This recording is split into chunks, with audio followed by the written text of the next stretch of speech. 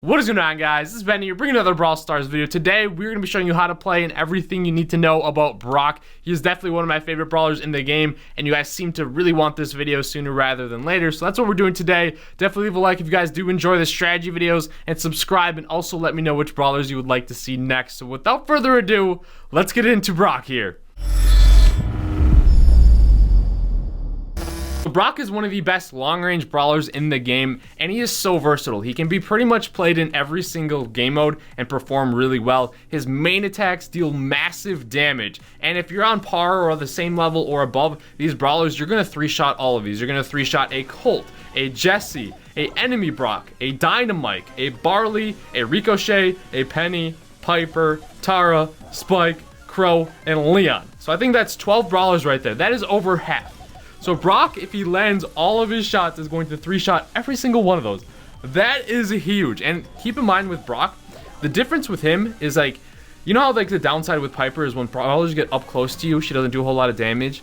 Well, with Brock, it does the same amount of damage up close as afar. So that is so good because these main attacks pack a huge punch, which is very, very helpful for him, especially at close range. Now, Brock definitely has one of the best supers in the game. It is long, it does a ton of damage, it has a wide range, and it breaks walls. So this is super good for maybe finishing off enemies that are behind a wall that you can't get, or maybe enemies that are grouped up. It is great for destroying walls. Keep that in mind. It's great for destroying turrets as well, like the annoying mortars and everything. And also you can zone with it, like you can push away brawlers.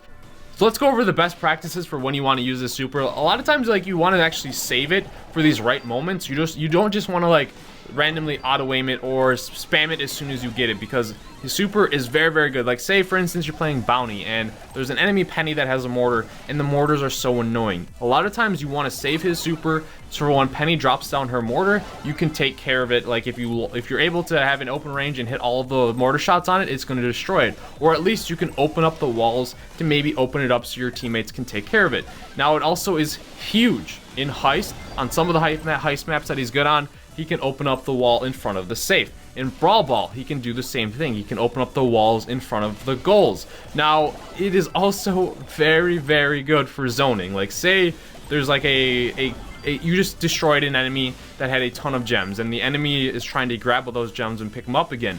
Well, you can zone them off by launching your super and pressing them back, because if they want to go get those gems, they're gonna have to walk through a wall of rockets, and it's just gonna help you out. You can do the same thing when like there's an energy drink that spawns on the map for the game mods, and you're trying to take control of that. If the enemies start to try and get it, you can launch out your super and punish them for that, or even back them off so maybe you guys can steal it. So use it for zoning as well. Maybe sometimes you have to protect yourself and save yourself, or save your teammates, especially in Bounty. Like, say you have like a 7 bounty and a Leon or something is charging you and the time's almost out. To back him off, you would throw down your super to zone him away from you, to hopefully so you don't die and you don't end up losing the match. So his super is so good. We'll get into a little bit more like the correct times, but keep in mind, you don't always just have to use it right away when you get it. Definitely save it for those opportune moments. So now I want to go over his star power. Maybe some of you are close to maxing him out and you're wondering if it's worth it to pick it up in the shop, or maybe some of you that have the star power, you're wondering some better uses for it. So if you guys have seen my ranking video on the star powers, I have it ranked on the lower tier. Like, I don't think it's game changing by any means. Obviously any star power is helpful, but if you don't have it yet, I wouldn't be too worried about seeking it out. I would maybe wait on like saving the gold if you see it in the shop, purchasing a different one that will be a little bit more useful, because it overall it doesn't change too much with Brock. But if you don't know what it does, basically when he shoots a rocket, it leaves a small fire on the ground for a couple seconds, and if the enemies walk through that, it's going to deal 240 damage for every second that they're in there. Now, that is very useful for like zoning, a mini zoning kind of, like if you don't want a enemy brawler to be able to walk away, and you want to keep them like in a certain area, you can throw down a couple rockets and leave the fire there. But now I feel like it's more intimidating than what it is, because if you have a decent amount of health as a brawler, you can just kind of walk by it and it's barely going to do any damage to you. So I feel like early on, just seeing the flames or whatever, it's more intimidating than what it is, because it doesn't deal a lot of damage. So that it has more of an intimidation factor where people don't want to walk through it. Now, some good uses for it, like I said, are zoning the brawlers. Another good use is, like, say a brawler is kind of trapped in a spot and like they need to walk out, it'll slow down their healing process if they need to. Like, so just that little bit of damage will slow down for them for like regenning and whatnot. So I don't know, it's okay, but it's not a must get. It's mainly for the zoning purposes. That's usually what you use it for. So now I want to go over the game modes that Brock is best in, and then after I'll go in like some maps that you want to avoid. But basically, Bounty is his best game mode by far. I think like he can be played in pretty much almost every map, especially with a proper team. He's just gonna dominate, and like he's just so good. Like Bounty, for sure. Showdown, he is also a monster in. A lot of the maps are favored to longer range brawlers or wide open lanes and stuff. In Showdown, he can be a nightmare as well. Gem Grab, he is also very good as a laner. You don't want to be the gem carrier with him too much, but with how much damage he can deal up close and afar, he is so good in that. And now he still can be very good in Heist and Brawl Ball. It's just more specific on the maps that you play him with. So now I want to go over which maps you might want to avoid with him. So all Bounty maps, I would say play him with the utmost confidence, except for maybe 2. Like, it depends on your trophy range here. But Snake Prairie, because there is a lot of grass, I know definitely around lower trophies, there's so many shotgun brawlers, so it might be a little difficult. And the other one is Outlaw Camp. So what you need to be able to do on these is maybe go in with a team that understands, like, all right, we need to open up this map, because a lot of high trophy matches are run by like especially in Snake Prairie, it's like a max bow that has the star power to be able to see further so you know what's coming, and then a Piper or like a Brock. Sometimes Leon's thrown in there, and then sometimes a shotgunner as well. But be prepared to open up the map, because on maps that have that yellow grass, if you take care of it with like your super or whatever, it's never gonna grow back. So be sure to open up the map so you can always see, like, you're not gonna get surprised by a bush camping bull or something. You're gonna know exactly where every single brawler is going for. So just be on the lookout for a Snake Prairie with that. Make sure like your teammate Piper or something is using her super to open up the sides of the map and everything. And then Outlaw Camp is a little bit different because there's so much grass in the middle. It's kind of the same thing where you want to open it up with your super, and what I mean by opening it up is like take care of the walls, so it leaves you clear fire ranges with Brock, and you don't have to put yourself in danger when you're trying to walk through all this grass, because there might be a camping shotgunner. So be careful on those two, especially the ones with a lot of the grass and everything of the shotgunners. It's very helpful if you are able to get a max bow on your team, but just keep that in mind. So for Showdown, I would have confidence playing him on every single map except for these 3 right here. The first one is Hot Maze. Don't play him on Hot Maze. Too many walls, too many close quarters, too many throwers on that map, and it's just not going to go well for you. And the next one is Island Invasion. Too much grass. You're not going to be able to do much. There's going to be a lot of shotgunners, and it's overall not going to go well for you. And then the next one is Caventure, and it's kind of like the same. It's like a combination of Hot Maze and Island Invasion, where there's too many close quarters, too many walls, and then that big grass area in the middle. You're not going to be able to do well on those maps. So stay away from those 3. All the other Showdown maps, I would say, play him with pretty good confidence. For Gem Grab, I'd say he's a pretty solid pick on almost all the maps except for Deep Siege and Chill Cave. They're just a little bit too close quarters for my liking. Now, there are, it's tough on Gem Grab because some maps he's really good. It really depends on your team comp and how you're playing. Like, you have to be cautious going into Gem Grab matches with him unless there's a lot of open lanes and long like distances. Now keep in mind, you still can destroy up close, like if you know like those brawlers that we listed off, if you're able to get up close and auto aim with them. But Gem Grab, he still is a very solid choice, but I would typically stay away from Deep Siege and Chill Cave for sure. So for Ice, the maps that I would typically stay away from him are GG Corral and Fancy Fencing.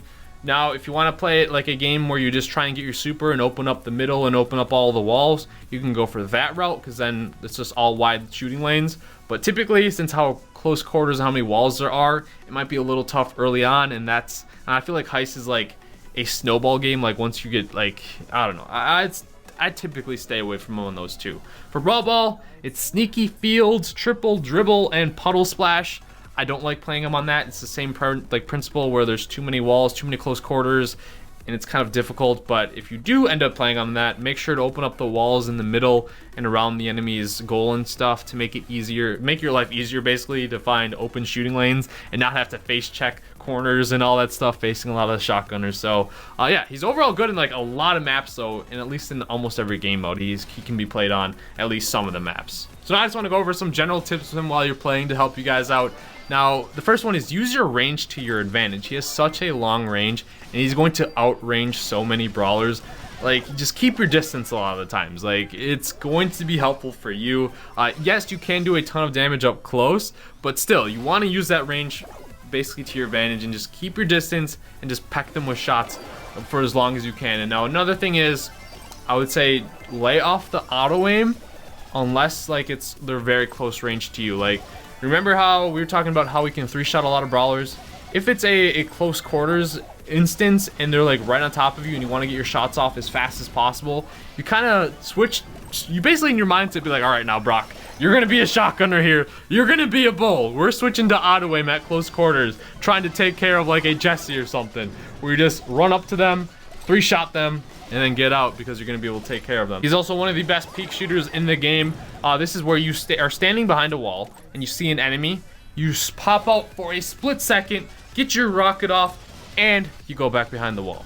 It basically makes you avoid all damage because it's very, unless they timed it like perfectly or they got lucky with the shot where you peeked out and their shot just happened to land by the time you peeked out, then you might get some damage, but it's the best way to avoid all damage. I know I've talked a lot about this with Brock before, with Piper, but basically you just kind of want to manual aim, peek out, shoot, and go back. Now, if you're a little bit less experienced with it, you can peek out, try and auto aim, but a lot of times it doesn't work, and then peek back in. So a lot of times, peek out, manual aim where you want it to go, shoot it, and then go behind the wall, and it's going to save you so many times. It's one of the best things with long-range brawlers to do.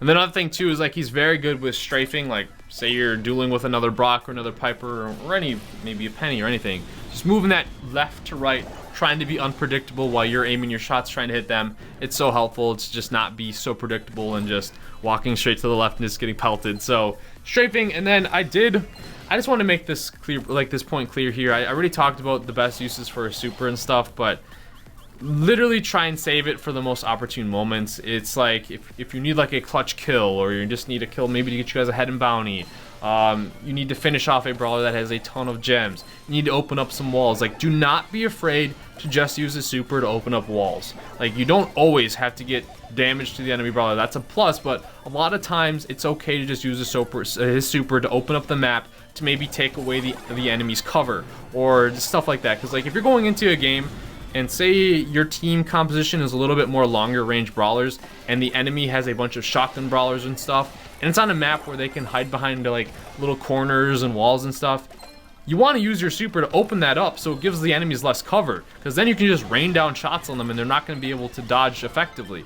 So don't be afraid to open up the map, especially if the enemy has a lot of close range brawlers and stuff, because it's going to put you at a huge advantage. Alright, so I do want to play one solo showdown match here with him, just kind of like put what I was talking about as a visual representation while playing some live matches here.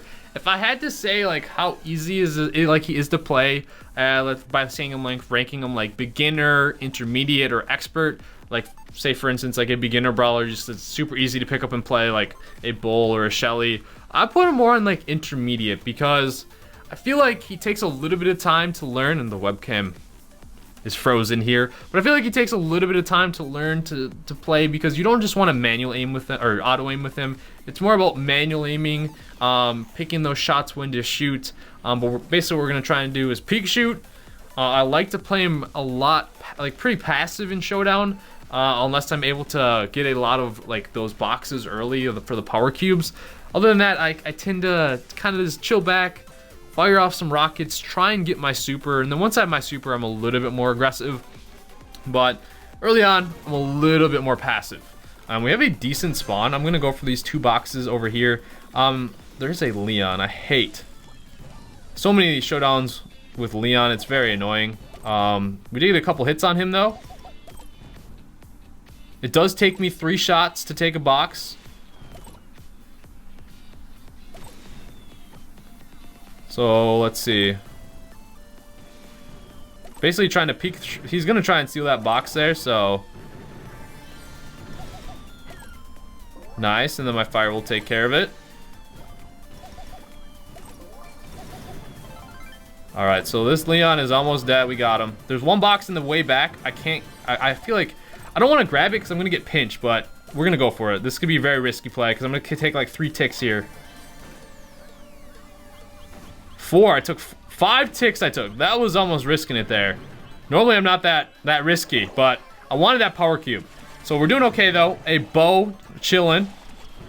I can take care of him up close. Oh my god, there's 3 Leons over there. Screw that. Get away from all the Leons, man. Now I can melt them up close, but I have to be very careful which bushes I go to. No one's in there. Okay. Yeah, we're down to 5. So at least I think we get 0 trophies up at this high trophy range. Leon with 6 power cubes on my butt here. I don't know if there's any brawler over here. Alright, fine. We found a Primo finally. It's like... Try to get off. Like, a Leon like that, you can't do much. My goodness, but I think we're gonna wrap it here, guys.